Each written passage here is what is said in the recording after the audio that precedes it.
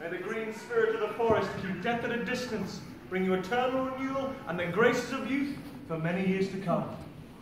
I thank you, my lord, for your crown and for your good wishes.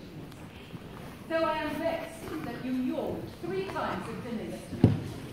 I am too diverted by our play at cards to get me to bed before dawn, Majesty. Be merciful and let me get to bed by midnight, and I shall never yawn again in your presence. You tire of us. Truly, madam, no. 'Tis a dull holiday season to pass it in the company of an old woman. Get you home to your pretty wife, Frances, in the country, and the task of generation in your conjugal bed. I would not go, my queen. You long to be a breathing. Go! Not when the Queen of England shines upon me with her favour. Smooth-tongued tyrant, how can I vent my wrath on thee when thou slitherest off with these honeyed words? Well I have done, I know you love me not. Madam, I am your most loyal, humble servant. What is it you want, Essex? I want for nothing, madam.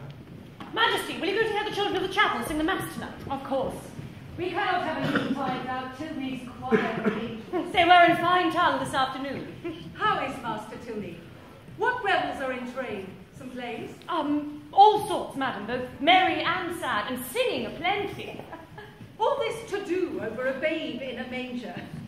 There is no escaping this onslaught of infants. I am heartily sick of the matter. I am sick of the sight of swelling bellies.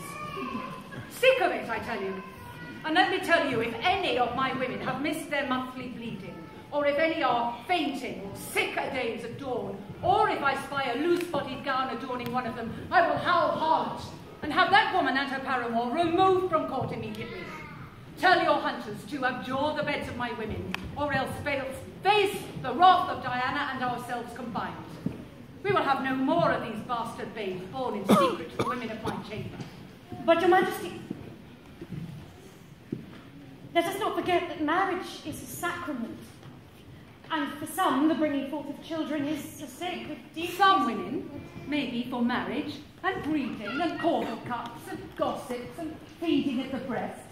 Look at you, Mary, and your own clandestine marriage, though that has worn well enough, it seems. Despite you breaking my finger for it when first you heard.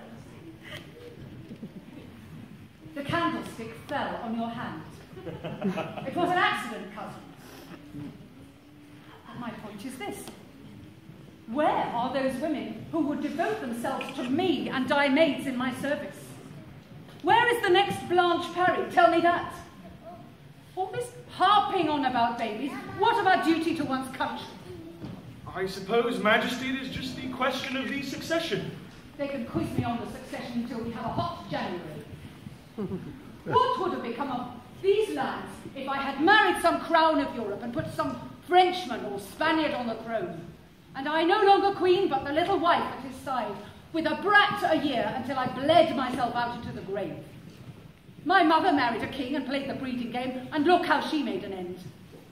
And now they berate me for my lack of an offspring, as though I had betrayed my duty, when we had forsworn the comforts of the marriage bed in order that the virgin blood from our breast should nourish this ingrate land.